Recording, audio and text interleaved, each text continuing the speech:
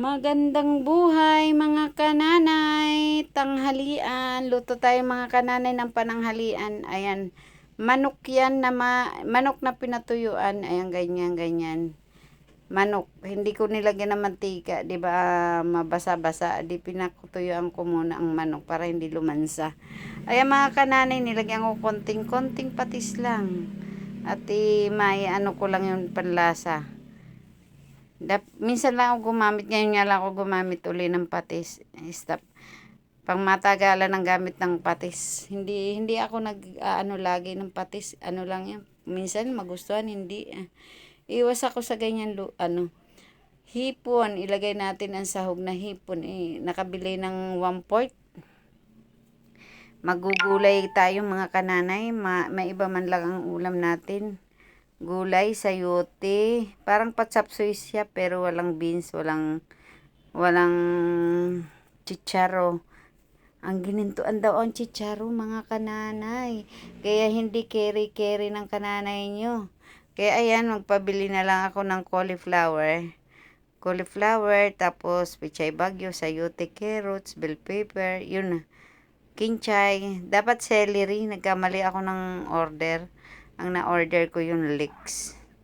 Ayan, kaya ganyan lang mga kananay ang ulam natin ngayon, pananghalian.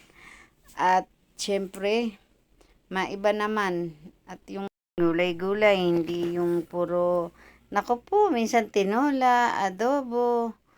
Kulang na lang ang pakpak sa likod namin. Magkakaroon na kami ng pakpak pag patuloy kami sa manok. At ay sabi ko maggulay naman tayo at hindi na ako hindi nga ako mabusog-busog na. Pakiramdam ko yung manok hindi ko na malunok-lunok. Parang gusto ko na lang nga yung mga simpleng ulam. Pangat, wala naman ako makitang isda. Mga kananay, baka naman mayroon kayo alam na mabilhang pangat-pangat yung mga isda bang maliliit na pinapangat sa kamatis, pinapangat sa kamyas.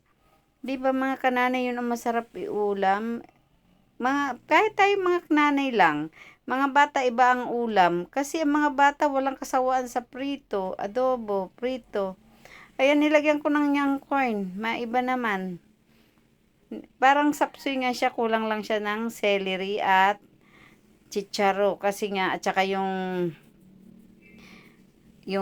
pugo, itlog pugo. Ayan, kulang kay wala mabilhan. Biniling ko sa aking anakas na namalingki. Sabi ko, anak, bilhan mo ako ng ganire.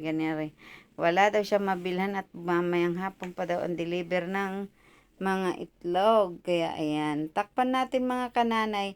Ako pag nag-ano ng gulay mga kananay, katas lang talaga siya ng gulay mga kananay. Hindi talaga ako as in naglalagay ng tubig. Ayan, lagay natin ang bell pepper. Hindi ako naglalagay ng tubig kay pakiramdam ko at nawawala ang lasa. Nilagay ko na rin mga kananay yung tawag dyan, kinchay. Ayan, kinchay na lang, di ba ang dami. Gusto ko kasi yung ganyan mga gulay. Maraming celery o di kaya kinchay. At saka tangkay ng pichay mga kananay, nilagay ko na rin. Parang sarap na sarap ako pag may mga ganyan. Kinchay, celery. Oh. Hindi ko nilalagyan ng sabaw yun mga kananay. Pag halu-haluin ko lang yan, yung katas lang talaga literal ng gulay, ang kanyang kusang magluluto. Kumbaga ginisa sa sarili niyang taba. Walang taba yan at manok at hipon ang inilagay ko dyan. Ayan mga kananay, ganyan lang ako maggulay. Kahit anong gulay, pera lang yung ginataan. Basta ang ganyang gulay, sariling katas. Nilalagay ko lang siya sa mahina ng medium. Hindi pa nga talagang kung kinakailangan mahina. At hindi naman nagmamadali sa na maluto. Kaya yan ang ginagawa ko, mahina ang apoy. Para maluto ang gulay. Yung katas ng gulay ang sa kanya. Ayun mga kananay Diba? Kaya sabaw lang, okay na ako. Ayan ang ulam namin ngayong pananghalian mga kananay. Halo-halo. Masarap nga sana kung may atay balunan yan. Wala akong supply ng atay balunan ngayon. Hindi ko alam kung bakit. Ayan mga kananay, kain tayo diyan ng masarap. Gulay lang ako, sapat na hindi ako magkakanin dyan. Tingnan nyo mga kananay ang katas ng gulay natin. Ang ano talaga ng, malasang malasa ang katas ng gulay. Pinaghalo ang gulay, manok at hipon. Nagpabili lang ako ng 1/4 na hipon. At panahog nga. Ayan, luto na mga kananay. Ilagay natin ang pichay bagyo. Ayan, yung dahon ba yun? Yung dahon, di kanina ang tangkay inilagay. Ngayon yung dahon naman. Para masarap kainin mga kananay, maraming gulay.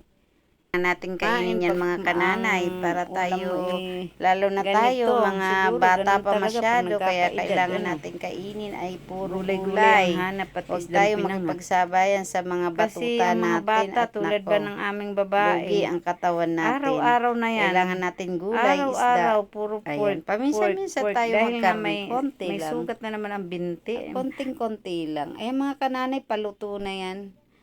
At ang lulutuin na lang namin ang lulutuin ko na lang dyan mga kananay yung pichay dahon. Yun na lang naman lulutuin dyan. Luto na siya. Malambot na yung. Medyo may crunchy pa konti yung sayote pero okay na yun. Masarap na yung kainin. Hindi tulad ng malambot na malambot. Ayoko nun. Hindi masarap yun. Ay siya mga kananay. Maghain na tayo at kumain na tayo. Samahan nyo ako sa ating munting gulay. Ayan. Nilagyan ko muna dyan ng paminta. Nahuli nga ang paminta, nakalimutan kasi ng kananay nyo. Gawa ng may sa bahay.